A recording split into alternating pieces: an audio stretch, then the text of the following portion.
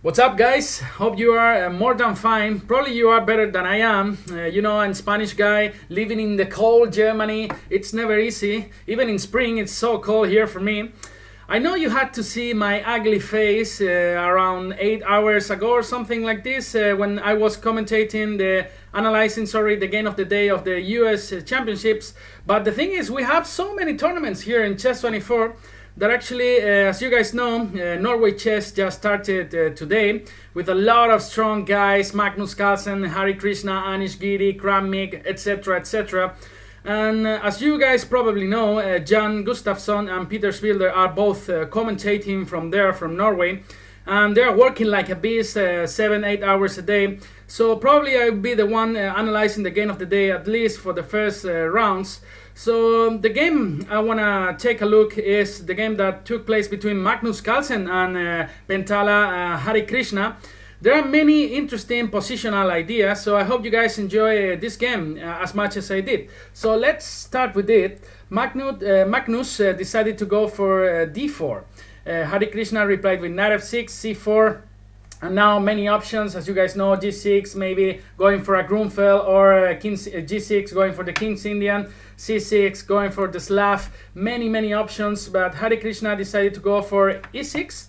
Now, one of the ideas of e6, after knight c3, you can choose between d5, for example, or the Nimzo with bishop b4. That's why maybe Magnus Carlsen played knight a3. This is a move that actually avoids the Nimzo entering in the Nimzo India, but allows the Queen's Indian. Yeah, that's what Harikrishna decided to play, b6. And as you guys remember, in the candidates tournament, we saw a lot of Queen's Indians. If you remember, Karjakin played it like 3 or 4 games actually. So normally white here follows with g3, just developing this bishop, putting in this beautiful diagonal. And now bishop a6 is one of the most common moves that was played in the game. Actually, you want to capture, of course, the c4 pawn, and white has to do something about that. In the candidates, we saw in many games b3 after was played bishop b4 check. The idea is after bishop d2 you go back to e7, and you could think actually black lost a tempo with d check, but it's considered that this d2 square is not actually ideal for this bishop. So after bishop e7, knight c3, of course now white wants to play e4, controlling the whole center. That's why normally black replies with d5 in this position after c takes d5, e takes d5, bishop g2. This is the kind of positions that we were actually seeing in the candidates. But this is another story, because Magnus decided to go for knight bd2. So let's not waste more time in the b3 variation. Bishop b4 was played by Harikrishna. The idea is rather simple. You develop your minor piece, you prepare for short castling, and actually you want to capture the c4 pawn if white doesn't do anything about that. So for example, if you play bishop g2, now you can take this pawn for free. Yeah, bishop takes c4, and you could think that actually knight e5 is winning some material, but after bishop d5, now black is just much better. Yeah. That's why you had to do something about this guy. And queen c2 is the main line here in this position. Queen c2 is the main line. Many games with this queen c2. Queen b3 has been trying as well. And Magnus Carlsen decides to go for queen a4. Is not the main line. As you guys know, Magnus is happy with a decent position after the opening. So he goes for queen a4, asking this guy on b4 what he wants to do with his life. c5 was played. It's a really natural move here in this position, just defending this guy on b4, and also putting some pressure on white's center. And here Magnus went for a3. This is the kind of move that you play in this kind of structures. Actually, you want to at least win the bishop pair. Looks like black is a bit ahead in development, but in return, black will have to give up the bishop pair. Yeah, because now, of course, bishop a5 is not possible due to b4 trapping this beautiful little bishop on a5. Yeah. So after a3, you have to take on d2. Bishop takes d2, and here in these positions in my database, I saw like 20 or 30 games played by grandmasters. The most played move was c takes d4. The idea is rather simple. After knight takes d4, you want to play bishop b7 back. Now it's not so sorry, this arrow is not possible, so now it's not so easy to develop your queenside. You are forced to play some move like f3, and this is not ideal, of course. That's why after c takes d4, normally white develops first with bishop d2 and then bishop b7. Of course, now this diagonal is too dangerous. And after castles, now there are two options here. In theory, you can play bishop c6 and you can play short castle. After short castle, you just regain this pawn on d4, and white is a bit better. And this is the kind of position that I think Magnus loves to play. Yeah, with a small advantage, but small space advantage, and he will play this until tomorrow. Yeah, so that's why another interesting option instead of castling, short castling here, is bishop c6. The idea is just to try to keep this pawn on d4.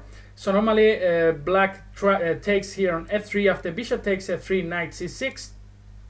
Now white plays bishop in f4 in many lines, and after short castles, bishop d6, rook e8.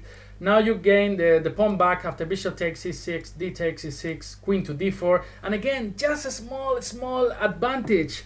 But in a possible endgame without queens, actually the bishop will be a little bit better than the knight. We have pawns in both flanks, and I think this is as well the kind of positions that Magnus is able to play until the day after tomorrow, and he's happy with this. So that's why maybe Pentala Harikrishna deviated from the main lines, and here after bishop takes d2, he went for short castles here straight away. And of course the drawback is now d takes c5 is possible, and this is what Magnus played. B takes c5 and now bishop g2. Yeah, and of course now there are two options. Now it's one bishop b7, and the other one is queen b6. It's a more active move. Actually now you want to take on b2. For example, if knight e5, you could think, oh, I'm gonna put some pressure on the a8 rook, but just queen b2 just wins. Yeah, not wins, but black is much better. So after queen b6, now Magnus played short castles. Of course, now you cannot take on b2 because rook fe1 just traps your queen. So this is not a possible move. So after queen b6, short castles, Harikrishna decided to go for knight c6. Yeah, pretty standard move.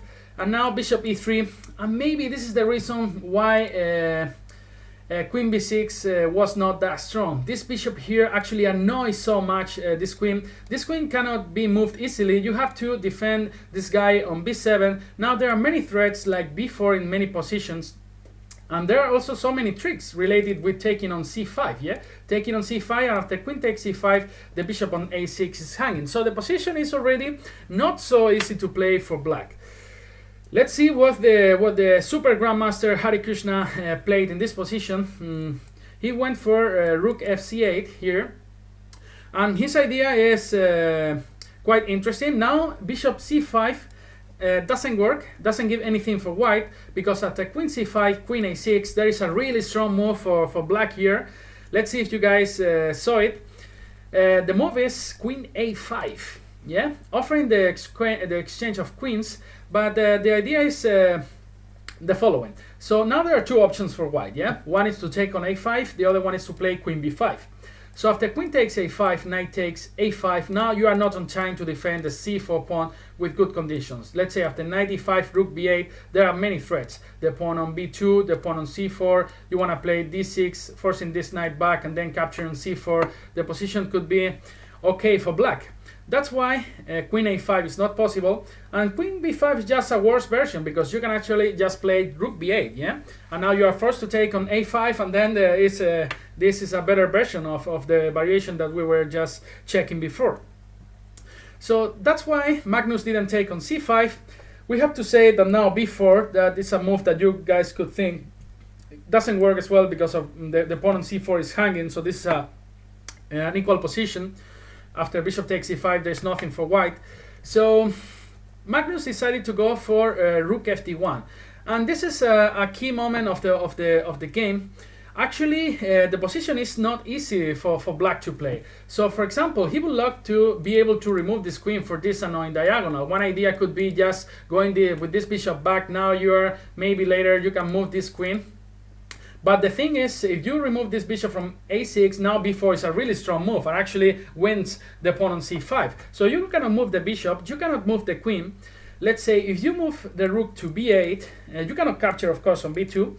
If you move the rook to b8, now bishop f4 is quite annoying.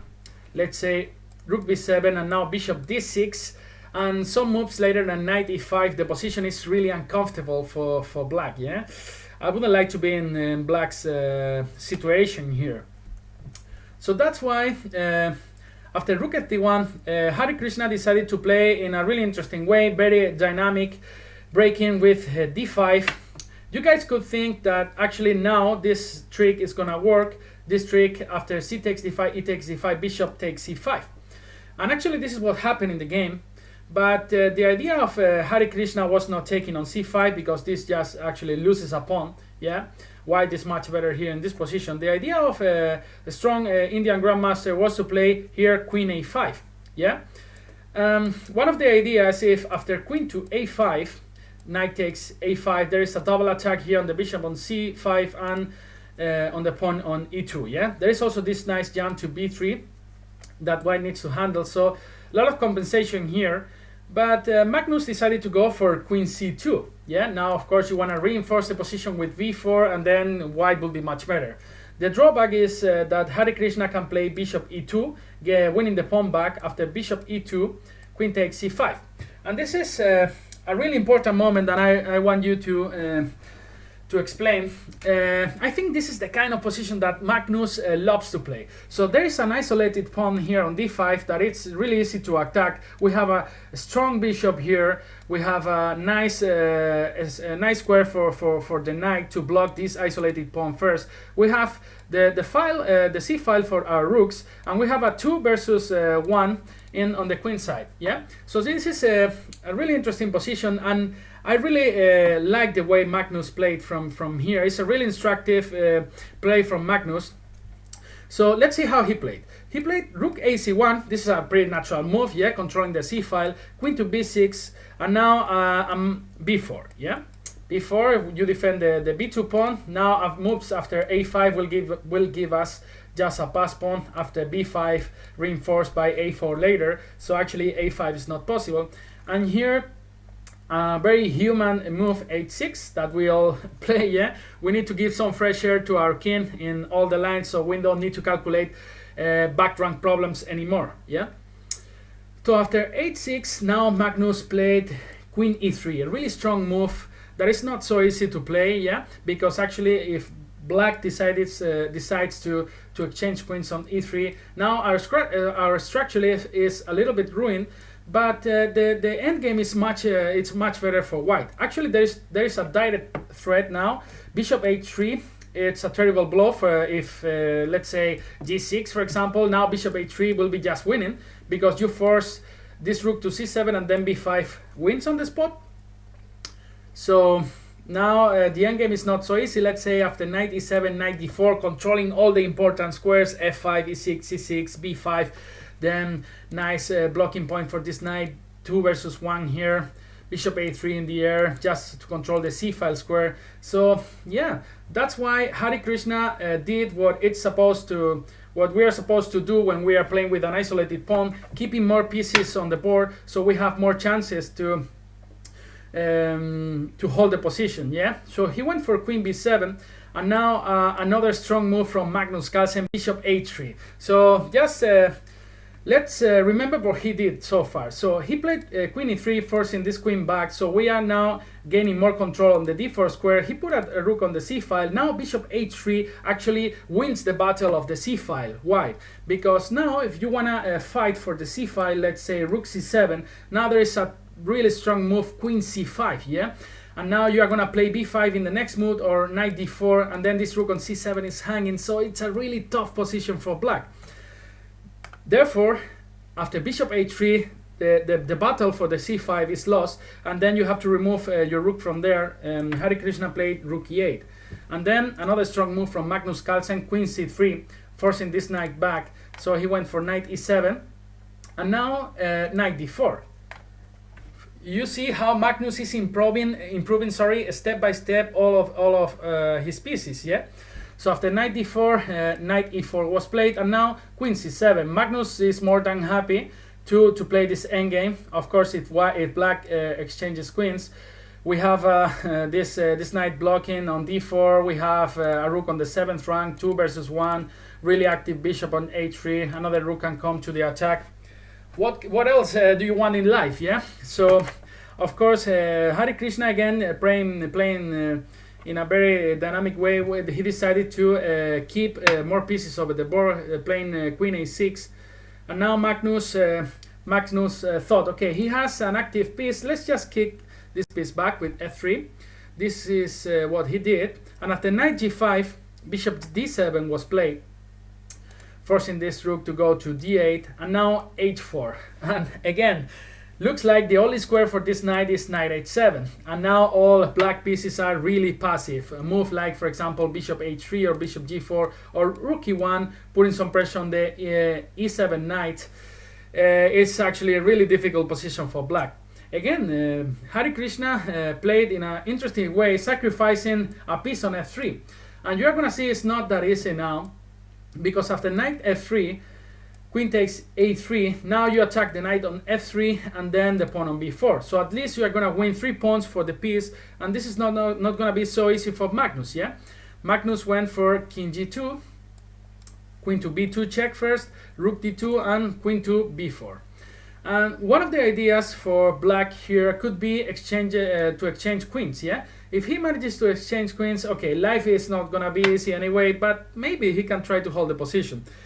Again, another prophylactic move by Magnus, playing rook e1. Now queen b6 is not even possible, yeah, because the knight on e7 is hanging. Magnus' plan is really strong. He wants to go rook d e2, putting some pressure on the e7 knight, and actually this knight only has the g6 square, yeah. And after knight g6, h5, this pawn will force back this knight to f8 or h8. Really sad squares for this beautiful corcel, yeah. So in the game, a5 was played, and now rook d2.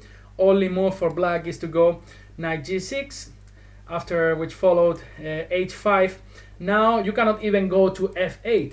Why? Because now bishop e8 is a really strong move, winning the f7 pawn, the Facundo pawn. We are gonna just swallow in the next move.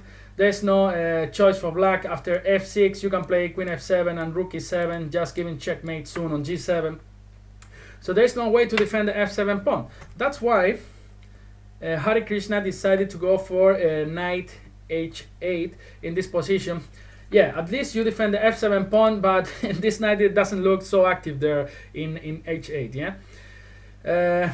Okay, Magnus played bishop f5, a4, and knight e5. This knight is coming now to c6, so black has to do something about that. He went for queen d6. As I told you guys, maybe it's possible to try to hold this endgame. I don't think so, but anyway, Magnus decides to keep the queens on the board. Now there are many interesting ideas like bishop h7, queen f5 coming to the attack, and actually this is what happened in the game. Rook e8 was played, bishop h7, king f8, queen f5, and now there's a really direct threat. Knight d7 will be just a winning move, so actually black has to cover the d7 square, and he did it by playing rook e7. After follow bishop g6, and again you are just threatening to take on f7. For example, a3, you can just take on f7, because after rook e2, now you cannot take on f7. There is just checkmate, yeah. So after bishop g6, Harikrishna played the most human move, king g8, trying to capture this bishop on g6. It's not gonna happen. So Magnus played here knight f7, and now the idea is, after rook f7, there was actually here mate in 3 moves that actually Magnus didn't play. Probably he just took his calculator and he thought, okay, with rook e8 there is checkmate in 3 moves. With bishop f7 I win anyway the game, so both work. So he took on f7. The checkmate was just with rook e8, and then after rook e8, queen f8, bishop h7, checkmate. Yeah. Instead, he played in this position. He played bishop takes a7. That wins anyway, right? Because after knight f7, rook e8, then you are forced back. You force black to take on e8. Rook takes e8, queen f8, rook takes f8, king takes f8, and I think everyone is able to beat Magnus Carlsen in this position if we have the white pieces. Yeah, not even Magnus Carlsen can hold this with black against any of us, right? So this was everything for this game. I think we saw many interesting ideas, many interesting positional ideas, trying to win a battle for an open file, for the c file, playing bishop h3, rook ac1, queen c3, then knight d4, bringing a knight to a better square, controlling all the important squares. I really enjoyed the game, so I hope you guys enjoyed it as well. Hopefully see you in the next game of the day. Hope you are having an amazing night or day, wherever you are in Europe, Asia, Africa, America. Yeah, see you in the next game. Bye bye and take care.